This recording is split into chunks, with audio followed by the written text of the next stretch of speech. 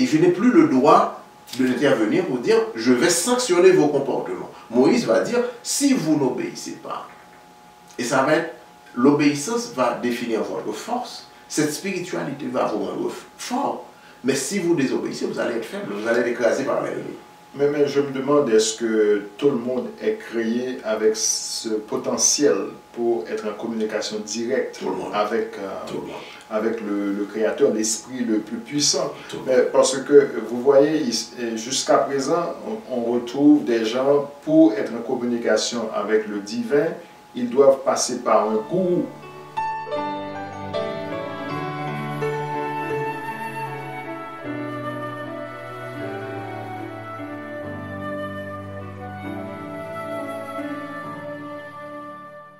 Je suis l'Éternel, ton Dieu, qui t'ai fait sortir du pays d'Égypte, de la maison de servitude. Tu n'auras point d'autre Dieu devant ma face. Tu ne feras point d'image taillée, de représentation quelconque des choses qui sont en haut dans les cieux, qui sont en bas sur la terre et qui sont dans les eaux plus bas que la terre. Vous connaîtrez la vérité, et la vérité vous affranchira. Bienvenue à notre 4e présentation pour cette semaine. Et le titre, Principes généraux de la Nouvelle Alliance. Comment a été votre semaine? Plutôt fatigant. En fait, je dirais que la fatigue s'accumule, ça se fait sentir. Ok. Mais notre Dieu nous tient encore en santé. Nous lui rendons gloire. Et comment a été ta semaine? J'ai eu une bonne semaine. Et la famille, tout le monde se porte bien. Et nous remercions le Père pour la bonne température. C'est vrai. Oui. Et nous remercions le Père également pour la guérison de notre frère Descartes. Oui. C'est formidable. Oui, on avait prié pour lui. Il avait planifié de venir à la présentation d'aujourd'hui, mais il a eu un petit inconvénient. Voilà. Mais il récupère bien. Oui, c'est ça. On espère que d'ici la semaine prochaine, il sera avec nous. On prie que ce soit le cas pour la semaine prochaine. C'est ça, c'est ça. Alors, cette semaine encore, on va continuer avec le livre de référence, disons pour ce trimestre, c'est le livre de Deutéronome. On va essayer, nous venons de lire Deutéronome 5, 6 à 8 pour notre méditation, disons les versets de base pour la présentation de cette semaine. Avant d'aborder la discussion, est-ce que vous pouvez nous conduire dans la prière? Avec plaisir. Notre Dieu tout-puissant et unique, souverain de l'univers, toi qui nous as créés, nous venons devant toi ensemble avec nos frères et sœurs qui nous écoutent et nous ouvrons notre cœur à toi, te suppliant de venir nous remplir de ta sagesse, de ton esprit, que nous puissions comprendre. Nous sommes dans une période de grande confusion, et plus nous approfondissons les paroles qui nous ont été présentées, plus, Seigneur, nous découvrons des inconsistances que nous te supplions de clarifier pour nous par ta puissance, par ta sagesse. Je remets nos amis entre tes mains, ceux qui nous regardent, ceux qui nous écoutent de partout, ceux qui souffrent de problèmes de maladie, comme notre frère Descartes, notre frère le roi. Nous les remettons entre ta main, te supplions de manifester ta puissance dans leur vie et de te glorifier dans leurs circonstances. Nos frères qui font face à toutes sortes de difficultés, des difficultés dans leur familial, financières, physiques, émotionnelles, spirituelles, de supplier, de révéler à tes enfants qui sont intéressés à retrouver le chemin qui mène à toi, le chemin de la vraie spiritualité. Alors viens, nous t'en prions pour ta gloire et pour ta gloire seulement, de révéler à nous. Qu'il en soit ainsi, pour ta gloire, maintenant et à jamais. Alléluia. Alléluia. Encore une fois, chers amis, bienvenue à notre 4e présentation titrée « Principes généraux de la Nouvelle Alliance ». Avant de passer aux questions qui ont été posées, les commentaires de la semaine passée, nous voulons réitérer encore l'invitation à tous nos frères et sœurs qui nous regardent un peu partout à travers le monde, ceux qui sont intéressés à l'Afrique, à l'histoire de l'Afrique, à nos racines, que le voyage tient encore. Et vous le savez, nous allons visiter, nous planifions de visiter 4 pays. On commence par la Côte d'Ivoire, en passant par le Ghana, le Togo et le Bénin. Alors, les formulaires d'inscription sont disponibles sur le site. Nous avons aussi un groupe WhatsApp pour ceux qui sont intéressés au voyage. Nous avons déjà quelques personnes qui sont membres de ce groupe, Voyage Afrique. Et pour ceux qui ne veulent pas, nous avons des informations. Je sais qu'il y a des gens qui n'aiment pas prendre le vaccin.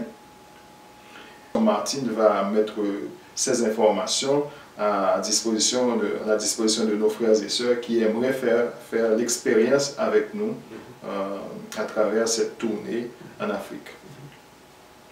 Et nous avons reçu un long commentaire de notre frère Fissé Coco. Je ne sais pas si on ne va pas lire, mais vous avez compris et vous avez lu ce commentaire. Qu'est-ce que vous voulez lui dire? Je dirais à notre frère que je suis en grande partie d'accord avec la réserve qu'il a exprimée. Mais je trouve que nous avons les peuples noirs, on ne dit pas le peuple, on dit les peuples noirs, pour être en lien avec la réserve qu'il a exprimée. Notre histoire a été volontairement cachée, bafouée. Et notre histoire n'a pas encore été dite ou révélée. Alors, chemin faisant, quand nous découvrons les choses, nous pointons du doigt que ce soit qu'il s'agisse des Couchaïtes, qu'il s'agisse des gens de Misraïm, de Keboland ou ailleurs, nous révélons ce que nous trouvons, ou bien nous partageons, nous discutons ouvertement. Néanmoins, nous savons que les Bantous ont été particulièrement ciblés. Donc nous ne sommes pas contre cela. Nous ne sommes pas en train de faire un mélange aveugle. Nous savons qu'il y a cette distinction, cette différence.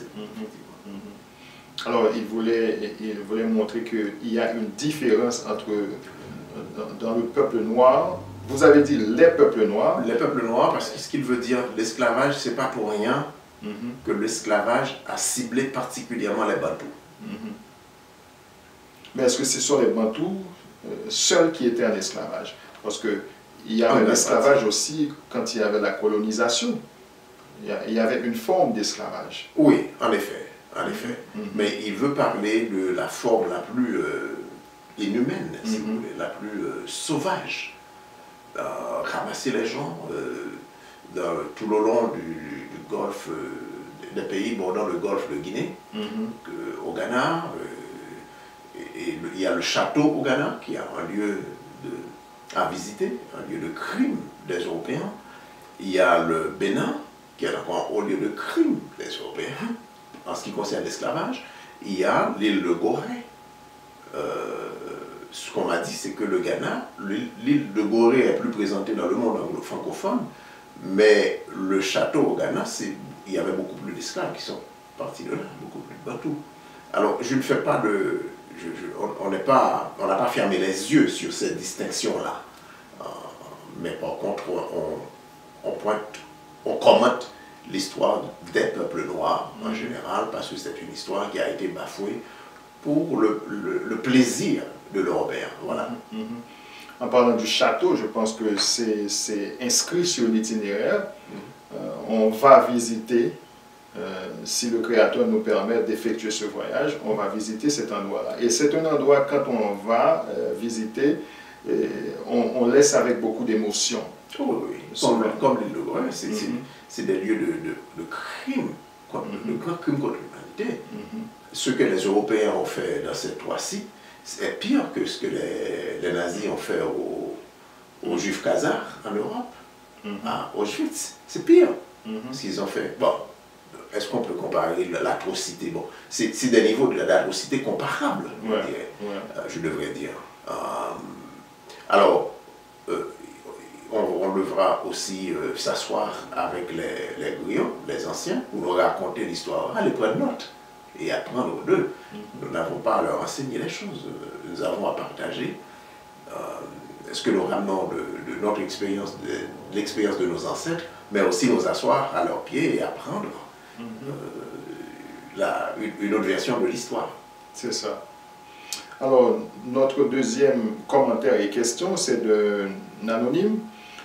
Bonjour mes frères, je suis de la Guadeloupe et vis dans l'Hexagone. Je suis tombé sur votre site par hasard et je remercie sincèrement le Père de m'avoir dirigé vers vous. Ma question est la suivante. Pensez-vous que le Nouveau Testament est l'œuvre de la parole du Très-Haut? Je vous invite à lire Décadence de Onfray Michel. Mon cœur s'est alourdi car je pense que nous nous égarons de la vérité. Que le Père vous bénisse. Merci. Nous retournons la bénédiction à notre frère en toute sincérité. Nous avons commencé à lire, je n'ai pas eu le temps de le lire, c'est pas long, mais j'ai regardé le livre qu'il a recommandé, j'ai lu l'introduction. Donc je ne vais pas commenter parce que je souhaite lire davantage avant de faire les commentaires. Je lui dis merci pour cette référence. En ce qui concerne le Nouveau Testament, bon, écoutez, nous avons fait un certain nombre d'études, nous avons étudié un certain nombre de livres, nous avons étudié les épîtres de Pierre, l'épître aux Galates, l'épître aux Romains, les actes des apôtres. Je pense que s'il a le temps de regarder la plupart de nos présentations, il va avoir un sens comment dirais-je, plus particulier ou bien plus spécifique des commentaires que nous avons passés en revue de notre revue de littérature sur ces questions, sur la question qu'il a posée. Donc, il y a beaucoup de mélanges, il y a beaucoup de falsifications, et je pense que nous avons présenté aussi beaucoup de plagiat, et nous avons tout au long, c'est pas notre opinion, nous avons présenté des points de vue d'experts sur la question. Donc, je m'excuse de faire ça, je sais qu'il ne peut pas revoir tout cela, mais s'il a le temps, qu'il revoit la plupart de nos présentations passées, il va avoir une réponse beaucoup plus proche de ce que nous pourrions fournir autour de la table aujourd'hui. Voilà. Maintenant, c'est le moment de passer aux questions ou commentaires au bas de la vidéo sur YouTube. Nous avons un commentaire de Djibri, Lenoir, Monsieur Lenoir. Avez-vous déjà lu le Coran? Si oui, vous n'avez rien compris. Sinon, vous le devez pour avoir un discours cohérent et intelligent. Le Coran confirme et corrige la Torah. Ok. La réponse rapide à la question de notre frère, je ne sais pas pour lui, mais j'ai lu le Coran à 2 reprises, comme on dit, from cover to cover. Je suis un slow reader. Et quand du début à la fin. Du début à la fin, je lis lentement. Quand je lis quelque chose, je ramasse beaucoup. Je sais que j'ai beaucoup discuté avec beaucoup d'amis musulmans. Je me rappelle de mes amis nigériens, tunisiens. C'est des amis sincères et des amis du Liban. J'ai un bon copain aussi qui venait d'Égypte. Et puis, j'ai discuté avec beaucoup de musulmans, j'ai lu le Coran, quand je dis je l'ai lu en profondeur. Et j'ai lu aussi des articles critiques et des articles de type plus apologiste, apologétique, si vous voulez, qui essaie de justifier tout cela. Si mon frère le veut, je lui enverrai des commentaires. Parce que quand on lit là, on ne fait pas de comparaison. Et même les commentaires de la Bible que je retrouve dans le Coran sont inconsistants, pour dire le moins. Je voudrais avoir cette communication avec lui et échanger. Et je veux lui dire une chose en terminant. C'est extrêmement triste de voir des frères noirs qui, au lieu de regarder l'essentiel, se battent sur les questions de religion, que ce soit dans le christianisme ou dans l'islam. C'est vraiment triste. Nous devons être d'accord que nous sommes en désaccord sur une question, il n'y a pas de problème. Mais nous devons planer au-dessus de ces religions-là, qu'on va commenter d'ailleurs tout à l'heure, pour retrouver notre histoire et vivre en fraternité. Et dans le respect. Dans le respect, on a pris soin de le dire la dernière fois et je suis sincère, je ne suis pas en train de détruire la religion des autres, mais j'ai le droit de poser des questions. Et mon discours est totalement cohérent. Et il y a des gens qui prennent le temps de dire « Oh, nous citons, c'est pas ça, il faut aller plus loin. » C'est pas de dire, c'est comme une bonne amie que j'ai qui m'a dit « Ah, vous savez, nous croyons dans tous les prophètes que vous avez. » Ça ne suffit pas, il faut aller examiner les cohérences parce que ce n'est pas dans ça qu'on va vous tromper. Il faut prendre le temps. C'est une question de salut, de vie ou de mort. Pourquoi ne pas prendre le temps d'adopter une position neutre et de réexaminer sa propre foi? C'est ça. J'ai un bon ami qui est originaire, qui est canadien et qui est américain maintenant, qui est originaire de l'Iran. Et lui, c'est difficile, c'est très très facile, je dirais, de discuter avec lui, parce qu'il a fait ce qu'on appelle il a pris ce genre de distance. Ce qu'on appelle, il essaie d'objectiver son analyse de sa propre foi. Si on ne peut pas se poser des questions sur sa propre foi, on a un problème. C'est-à-dire qu'on est fanatisé. Alors, chacun fait son choix. Ouais. Comme on l'a toujours dit depuis le début, ici, on n'est pas là pour prendre parti pour une religion, ou bien on n'est pas là non plus pour démanteler, pour insulter. Ouais. On ne fait pas ce genre de choses. Non. Alors, que mon frère soit rassuré sur cette question, et notre discours est parfaitement cohérent. S'il veut, on lui enverra des références. Je le répète, on veut lui envoyer des références s'il se sent prêt, n'est-ce pas, à faire ce qu'on appelle la décentration dans le domaine scientifique, c'est-à-dire à s'éloigner un peu de l'objet pour pouvoir l'examiner. Et voilà. Ok. Alors aujourd'hui, on va regarder ensemble Deutéronome 5, 6, un peu ce que nous avons vu la semaine passée. Oui. On a regardé la loi, disons les 10 commandements renouvelés dans Deutéronome. Mais le texte que tu viens de lire, au commencement, je voulais commencer par là. Je pense qu'on l'a tiré du chapitre 5 de Deutéronome, et on peut lire à partir du verset 6, où Moïse est en train de dire, la dernière fois on a insisté sur quelque chose. Regardez, toutes les religions qui existent, je le dis à mon frère, ne sois pas offensé, on n'attaque personne. Toutes les religions, toutes les dénominations, toutes les sensibilités religieuses qui existent font une chose. Ils ont une chose. Enfin, l'une des choses, disons, l'une des choses qu'ils ont en commun, c'est de s'ériger en gestion de mes relations avec le Tout-Puissant Créateur. Ils veulent me dire, c'est ça que tu dois faire, si tu ne le fais pas, on va te sanctionner, et la sanction peut aller jusqu'à la mort. On peut prononcer un fatwa contre toi, ou bien on peut t'expulser d'une communauté, c'est l'excommunication. Ils sont là pour gérer, parce que c'est là, c'est cette manipulation qui justifie leur existence et qui leur permet de durer. Une fois que nous prenons le chemin de la spiritualité, c'est-à-dire, on dit, écoutez, je ne vais pas permettre. Et ça, c'est ce que les gnostiques ont essayé de faire. Une fois qu'on emprunte le chemin de la spiritualité, on dit, ma relation avec mon Créateur est individuelle. Et je vais chercher sa face. Je vais réexaminer tout ce qu'on m'a montré. Maintenant, les leaders religieux sont nerveux. Ils ne peuvent pas aller jusque-là. Ils ne veulent pas qu'on soit spirituel. Ils veulent qu'on soit religieux parce que c'est à partir de cela qu'on peut nous manipuler, qu'on peut nous contrôler. Moïse, dans ce texte, avant de donner les instructions qu'on va commenter là, qu'on a déjà commentées, sur lesquelles on est revenu, pour aller un petit peu plus en profondeur, même au risque de déranger certaines personnes, certains auditeurs. Ou bien, ce qu'il est en train de dire, il a défini l'Égypte comme une maison de servitude.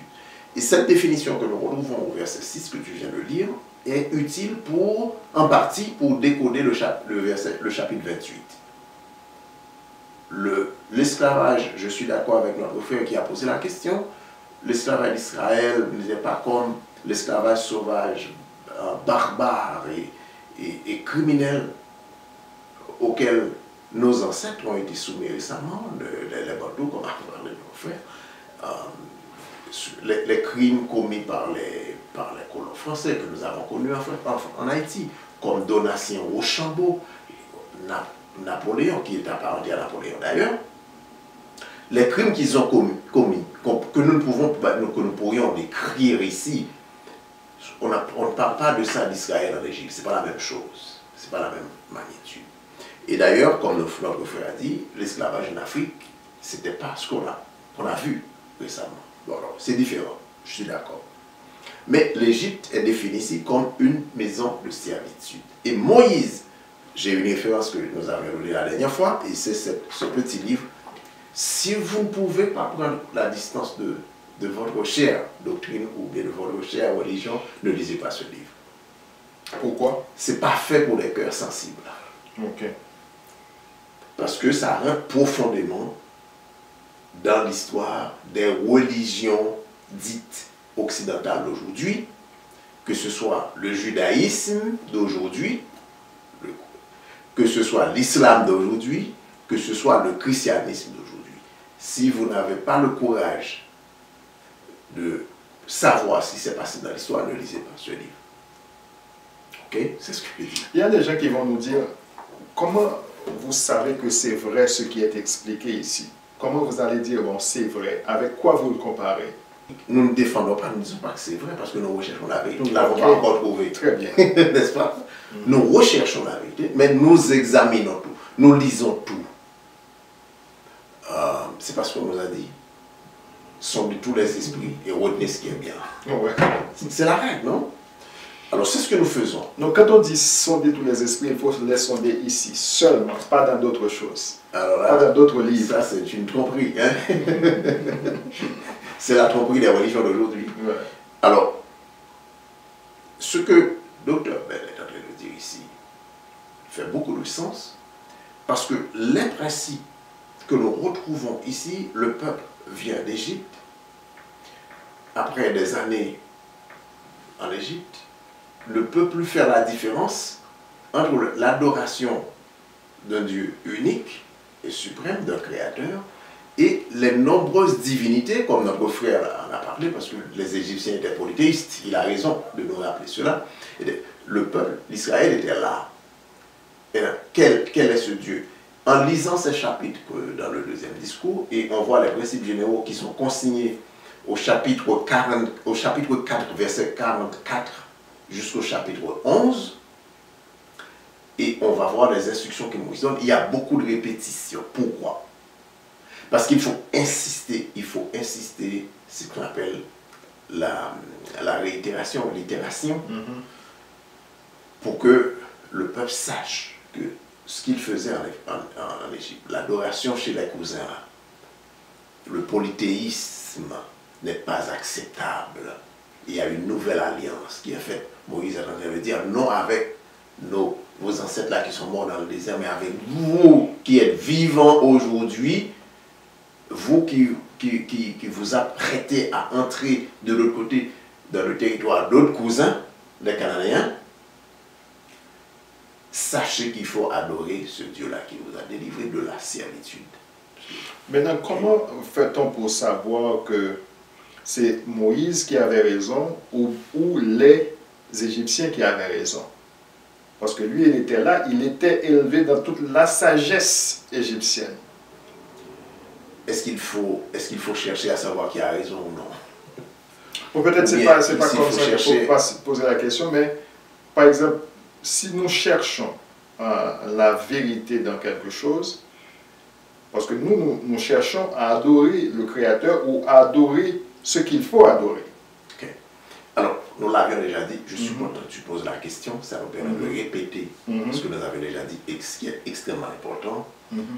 contrairement aux religions d'aujourd'hui où vous trouvez un clergé qui va venir vous dire quoi faire, Moïse a dit, j'étais seulement là pour vous montrer le chemin vers le Tout-Puissant. Je vous ai emmené en présence du Tout-Puissant. Il vous a parlé directement, n'oubliez pas ça. Il vous a parlé par le feu.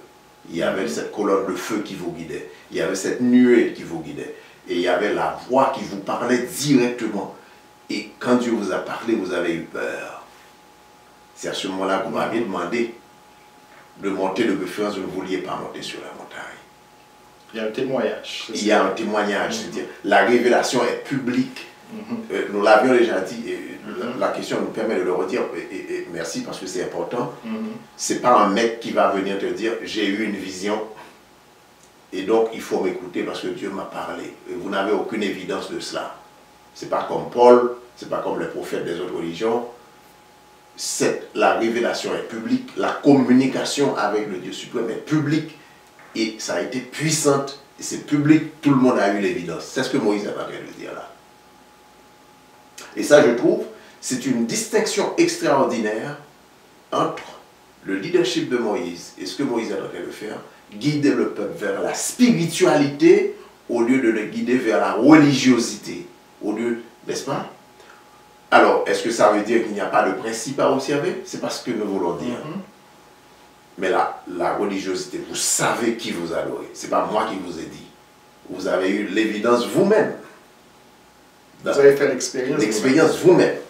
C'est ça un point, une distinction majeure et qu'il ne faut pas oublier entre la religion de Moïse et la religion de nos religions d'aujourd'hui, je devrais dire. Alors, Moïse est en train de dire l'Égypte, c'est la maison. Vous avez dit la religion de Moïse.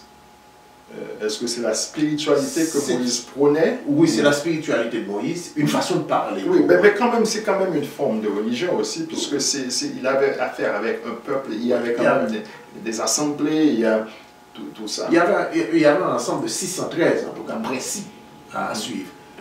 Ceci étant dit, faisons un petit pas qui pourrait incommoder nos amis qui n'ont pas encore été à la source. Alors, si vous avez le temps, je pense qu'il y a des documents qui sont disponibles sur Google. Alors, nos amis peuvent, comment on dit ça en français?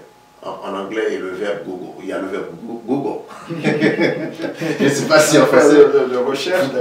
Vous pouvez googler. C'est un néologiste, non? Ouais, bon, peut-être ça a existé déjà. Peut-être, si ce n'existe pas, il faut l'inventer. Bon, alors, vous pouvez googler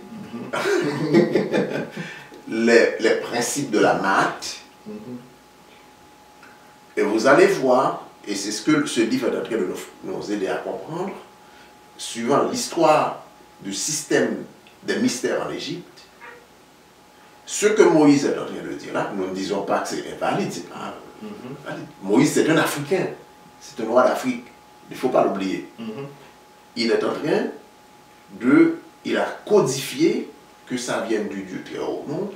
Il a codifié, il a rassemblé un ensemble de principes qu'on retrouve déjà dans les principes de la maths.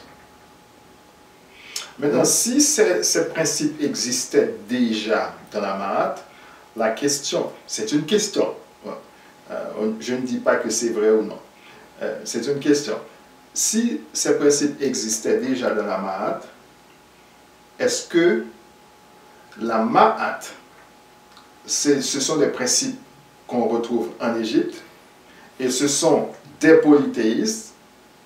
Et la maths est une déesse. Et la maths est une déesse. Pourquoi maintenant Moïse vient avec ces mêmes principes? N'oubliez pas, il y a notre frère qui a fait cette présentation. Dans l'une de ses présentations, il insiste beaucoup pour la promotion comment il appelle ça, c'est notre frère Omotunde. Il fait un travail extraordinaire. Jean-Philippe Omotunde. Ce qu'il disait, il disait que l'animisme, c'est la vraie religion, si vous voulez. L'Égypte entend, contrairement à ce que Moïse est en train de dire, de ne pas faire comme vos cousins, les Égyptiens, c'est tous les principes ils étaient des observateurs de la nature. Par exemple, l'Égyptien, vous arrivez dans la forêt, vous arrivez en face d'une source d'eau qui sort sous un arbre ou bien sur le rocher, et ça vous met automatiquement dans la méditation, vous vous sentez en présence d'une divinité qui a créé cette chose. Et l'Égyptien va continuer dans cette réflexion philosophique ou religieuse, et il va faire une représentation de la divinité qui a créé cette chose-là. Est-ce que c'est dans le sens de dire que après, derrière toute chose, il y a une énergie? Il y a ce principe. Alors ça, c'est le principe de l'animisme. C'est pas tout ce qui est dans l'animisme qui est nécessairement incorrect. Par exemple, il y a la Mat, c'est une divinité égyptienne représentée par une femme, n'est-ce pas, que j'ai là à l'écran. Dans la mythologie africaine, la mythologie égyptienne en particulier, la Mat, c'est la déesse de l'ordre, de l'équilibre du monde, de l'équité, de la paix, de la vérité et de la justice. On n'est pas en train de dénoncer les principes de vérité, mais c'est comme ça que dans le système des mystères en Égypte, qu'on le représentait, et puis ils font une représentation. Et le Dieu très haut d'Israël est en train de dire, ne faites pas ce genre de représentation, ça va vous conduire à l'idolâtrie. Dans un certain moment donné, vous allez vouloir adorer cette représentation que vous avez faite. Alors, ne le faites pas. Ne faites pas de représentation des choses qui sont en haut dans les cieux, des choses qui sont en bas sur la terre. Il ne faut pas faire d'image taillée, il ne faut rien faire. Pas de crescent moon, pas de choses comme ça. Ok? Alors, il y a des religions, vous voyez, le christianisme aujourd'hui, c'est chargé de représentation. Et la grande majorité de ces représentations, disons, ces représentations viennent en grande majorité d'Égypte. Vous regardez dans le judaïsme, il y a ces représentations aujourd'hui, la version du judaïsme qui existe aujourd'hui. La version de l'islam qui existe, vous trouvez ces représentations aussi. Et là, Moïse est en train de dire, pas de représentation, quoi que ce soit. Ok? Et Moïse va continuer pour dire plus loin, au chapitre 6, qu'il y a, alors je regarde dans deux sources, le plus grand commandement. Il y a un ensemble d'instructions qu'il donne. Alors le chapitre 5 reprend en grande partie ce qu'on peut retrouver dans la Mat, il y a 42 commandements et 77 principes généraux. Et on retrouve, dans les 10 de Moïse, on retrouve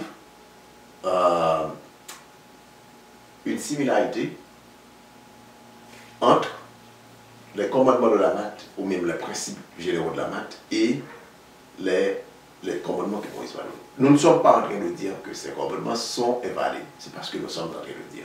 Nous sommes en train de dire qu'il y a une similarité entre ces principes qui existaient auparavant. Bon, alors, Moïse va énoncer ces principes dans le chapitre 5, on les a déjà discutés, et le plus grand commandement de l'ensemble, on n'a pas dit les plus grands commandements, le Nouveau Testament chrétien va venir avec l'amour, les deux grands commandements, et là, Moïse est en train d'enseigner un commandement, c'est de reconnaître qu'il y a un Dieu unique et de l'aimer, de le craindre, d'être en admiration devant lui, de tout notre être, de le chercher aussi, de tout notre cœur, de tout notre être et de toute notre pensée. C'est ce que Moïse va énoncer comme principe généraux. Et c'est important puisque tous ces principes-là sont en contradiction avec les enseignements de toutes les grandes religions d'aujourd'hui. C'est important. Et il y a des gens qui disent, oh, notre religion est monothéiste. Si vous voulez avoir plus d'informations, on vous enverra et vous allez découvrir que vous êtes dans une religion polythéiste. Dieu le Père, Dieu le Fils, Dieu le Saint-Esprit. Est-ce que, bon, on dit que c'est... Moïse n'a pas fait cette distinction. Et c'est pour ça que j'ai eu une de mes références. Je me suis dit, c'est un commentaire malhonnête. Parce que Moïse parle d'un Dieu unique. Il n'a pas dit que ce Dieu unique a plusieurs personnes. Dieu se manifeste comme il veut. Ça ne veut pas dire les différentes manifestations. Les manifestations, oui. C'est important ça. Les manifestations, il ne dit pas que les manifestations doivent être déifiées et adorées sous forme de Trinité, par exemple. Bon. Alors, il dit qu'il y a un grand commandement, qu'il y a un Dieu unique et qu'il faut aimer ce Dieu.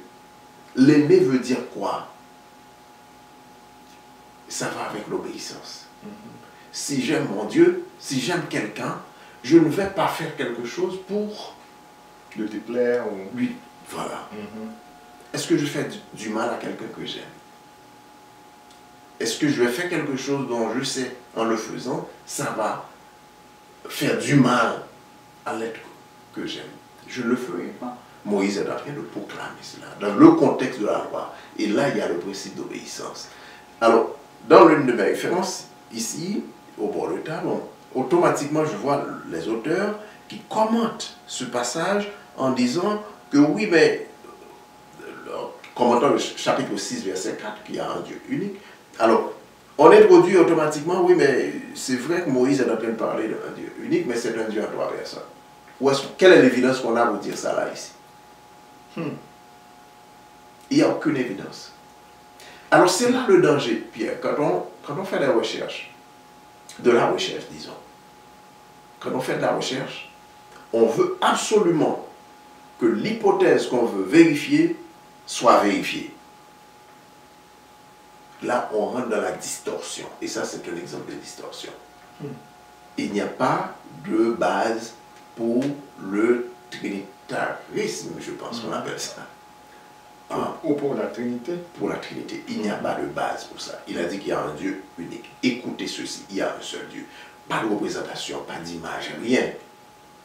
Vous adorez ce Dieu qui vous a parlé directement. Ça doit être dans votre cœur. Et cette communication de cœur à cœur. N'oubliez pas que nous avons été créés esprit et matière. Et l'esprit communique avec l'esprit. C'est la spiritualité. Sans intermédiation. Et Moïse est en train de dire, mon intermédiation, vous m'avez demandé d'intervenir, je l'ai fait, mais Dieu vous a parlé directement, sans moi. Ça, c'est extraordinaire. On ne trouve personne aujourd'hui, parmi les gens qui se proclament apôtres ou bien prophètes, on ne retrouve pas quelqu'un qui va dire, je vous dirige vers le Dieu très haut, et je n'ai plus le droit de l'intervenir pour dire, je vais sanctionner vos comportements. Moïse va dire, si vous n'obéissez pas, et ça va être, l'obéissance va définir votre force, cette spiritualité va vous rendre fort, mais si vous désobéissez, vous allez être faible, vous allez être écrasé par l'ennemi. Mais je me demande, est-ce que tout le monde est créé avec ce potentiel pour être en communication directe avec le Créateur, l'Esprit le plus puissant? Parce que vous voyez, jusqu'à présent, on retrouve des gens, pour être en communication avec le divin, ils doivent passer par un gourou. J'utilise le mot et je sais pourquoi que je l'utilise, parce que ces gens qui se présentent comme des apôtres, des prophètes, des pasteurs dans ce monde, souvent, ils sont des gourous. Et si vous voulez recevoir de la bénédiction, il faut passer par eux. Et il faut même dépenser de l'argent.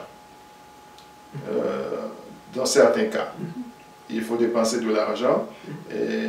J'ai écouté le prophète, le dernier qu'on a vu en Haïti, qui a fait couler beaucoup d'encre, le prophète Mackinson.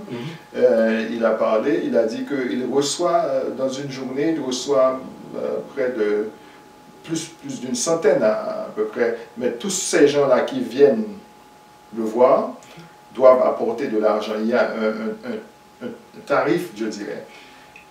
Alors, un prophète qui est choisi par Dieu, par le Créateur, pour aider, il y a un tarif exact, il faut apporter ça pour pouvoir être en contact avec le prophète. Donc, ça veut dire être en contact avec Dieu. On doit monnayer son contact avec Dieu. Oui. Ça, c'est la preuve, si les gens, au moins, on n'a pas besoin d'être, je pense, d'être savant, de détenir des diplômes universitaires pour se voir que ce monsieur est un trompeur. Mais quelqu'un qui est en contact avec son Dieu doit savoir qu'on ne fait pas ce genre de choses. Et dès lors qu'on le fait, on n'est pas sur le chemin du Dieu.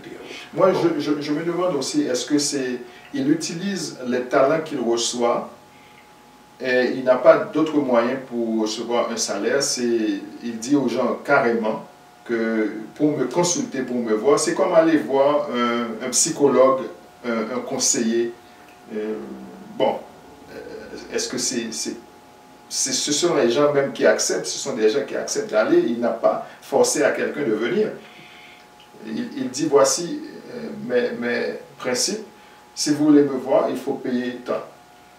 Et les gens vont en quantité. C'est pas lui qui est le problème.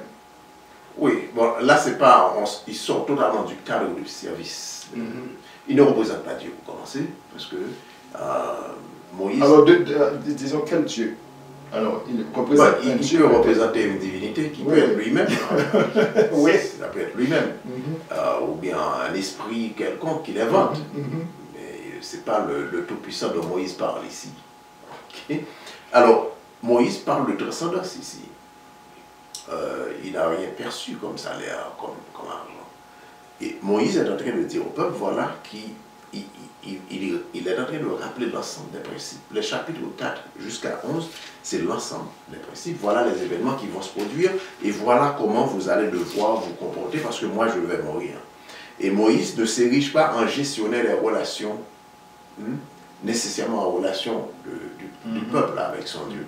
Il vous guide vers le Dieu à partir de l'ensemble de principes.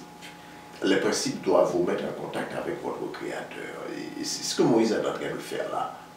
Et il a bien établi son discours dans ce sens. Bon, alors, il parle des tables de la loi, n'est-ce pas? Si quand on revient au chapitre 10, quand les tables ont été brisées, quand il était en colère, et Dieu lui-même, il a dit que ça a été imprimé par Dieu lui-même. Bon, ça, on n'a pas vu, mais sauf que la puissance qui l'accompagnait, ce qui était sur son visage, la communication du Très-Haut avec le peuple, permet voir qu'il y a une force supérieure qui communiquait directement avec eux. C'était public, tout le monde a entendu la même chose, et les exhortations ont été uniques, il n'y a pas de contradiction. Bon, alors il a rappelé au chapitre 10 l'essence de cette loi. Et pour arriver au chapitre 11, Pierre, de cette partie de l'ensemble des instructions, pour qu'il dise, écoutez, alors on résume en nos propres mots, il ne s'agit pas ici de prendre les lois, de les écouter, et de développer des discours et des sermons là-dessus. Vous écoutez et vous mettez en pratique. Et lorsque vous obéissez, et le chapitre 11 parle de l'amour et l'obéissance. L'amour et l'obéissance marchent de pair. Alors, comme nous venons de le dire, vous aimez votre Dieu, vous le cherchez, vous comprenez son œuvre lorsqu'il vous a parlé, et il va vous établir dans le pays des fils de Canaan. Nous le mettons ici. Les Amoréens et tous les peuples qui sont cités là au chapitre 7, quand vous lisez le chapitre 7, je laisse l'ami le lire, ce sont des peuples qui sont descendus directement du quatrième fils de Canaan, qu'on appelait Canaan. Donc on rentre dans le pays de Canaan, il y avait des peuples qui adoraient les divinités, d'autres dieux, ne suivaient pas leur pratique, parce qu'ils sont devenus polythéistes. Alors, vous êtes un peuple monothéiste, en gros, s'il faut résumer. Pas de représentation, quoi que ce soit, de quoi que ce soit. Pas de représentation, pas de symbolisme, rien. Tout ce que vous avez vu en Égypte, l'a laissé ça de côté. Pas de trace de polythéisme. C'est ce que Moïse a dit en gros. Et tous ces principes-là viennent de Dieu lui-même. Il a donné ses propres lois. Il a redonné ses lois encore une fois, d'une façon puissante, telle que tout le monde l'a vu. Alors, si vous obéissez, il y a des récompenses. Si vous désobéissez comme prophète, je vous dis, voilà le malheur qui va s'abattre sur vous. Alors, je mets devant vous, aujourd'hui, une loi de liberté, mais vous avez la liberté d'obéir ou de ne pas obéir. Si vous obéissez, voici les bénédictions et les récompenses que le Dieu qui a donné ces lois va mettre sur votre chemin. Et si vous désobéissez, voici ce que l'ennemi qui vous attend au passage, vous perdez votre protection, voici les malheurs qui vont s'abattre sur vous. Qu'est-ce qu'on retrouve aujourd'hui? C'est-à-dire, les gens, vous pouvez choisir, vous pouvez dire, bon, que ça ne me plaît pas, je désobéis. Moïse ne va pas être là pour former un comité, pour aller te sanctionner, pour aller te punir. Vous êtes libre. je vous donne ces lois, mais je vous dis que le Dieu vous aime et je vous invite à l'aimer, je vous invite à obéir. Alors, Moïse va communiquer l'ensemble des lois, l'ensemble des principes, et Moïse va dire, je vous invite à obéir. Car l'obéissance mène à la vie, c'est le chemin de la vie, et la désobéissance mène à la mort, c'est la voie de la destruction. Parce qu'il y a un ennemi. Il y a cette dualité, si vous voulez, qui existe dans l'existence et même dans la religion égyptienne. Alors, mais Moïse a dit, votre force réside dans l'obéissance. Votre protection réside dans l'obéissance, dans l'amour du Dieu des héros. Vous ne pouvez pas observer la loi de Dieu si vous ne l'aimez pas. C'est pour ça que l'amour vient en premier et l'amour vous permet d'obéir. Et si vous n'aimez pas Dieu, vous allez le désobéir, ça ne me dit rien. Ça ne me dit rien si je le dérange, si je lui fais du mal, si je le fais souffrir. Mais par contre, ce que je fais va avoir des conséquences. Il va y avoir des malheurs qui vont s'abattre sur mon passage. Alors, je vous donne le choix, c'est ce que Moïse a dit. À vous de décider. Alors, pour terminer, les principes de la Nouvelle Alliance, c'est quoi qu'il faut retenir? Il y a les 10 commandements qui ont déjà été donnés dans Exode chapitre 20, et qui a un Dieu unique, qui nous empêche d'adorer d'autres dieux ou de faire des images, des représentations de quelque nature que ce soit.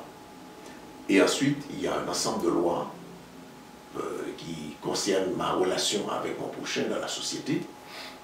Alors, ce sont les principes qui viennent en général de la maths, les principes de la maths, les 42 commandements de la maths et les 77 principes généraux de la maths, ce qui nous dit qu'il y a de la validité dans tout cela.